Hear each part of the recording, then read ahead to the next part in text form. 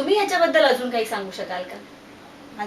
जेव्हा माझी एंजिओग्राफी केली साईन हॉस्पिटलमध्ये, तेव्हा त्याच्यामध्ये खूप ब्लॉकेज आहेत असं त्यांना आढळून आलं.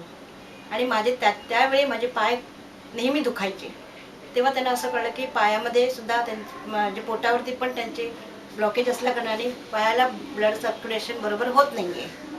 त्यामुळे ते पाय दुखतात. आणि मला त्या ऑपरेशनसाठी मी तयार झाली, कारण मला पायातून म्हणजे माझ्या दुखण्यातून मला मुक्त व्हायचं होतं.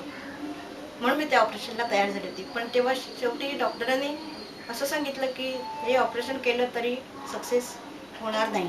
विचार केला की असं करून काहीतरी अंतरात पडण्यापेक्षा आपलं दुसरं काहीतरी आयुर्वेदिक औषध करून चांगलं होत असेल तर त्याच्यामध्ये आपण हे करूया. म्हणून ते येऊन हे औषध उपचार चालू केलं. मला त्याच्यापेक्षाही जास्त फरक पडलेले आहे. आता मी आधी 5 मिनिटंही चालू शकत नव्हती, ती मी आता 1 किलोमीटर चालू शकते. आणि हे मला खूप म्हणजे समाधानकारक वाटते. आणि छातीत सुद्धा माझ्या म्हणजे खूप तेव्हा चालल्यानंतर मला छातीमध्ये असं एक प्रकारचं दाब पडल्यासारखं व्हायचं. ते मला आता होत नाहीये.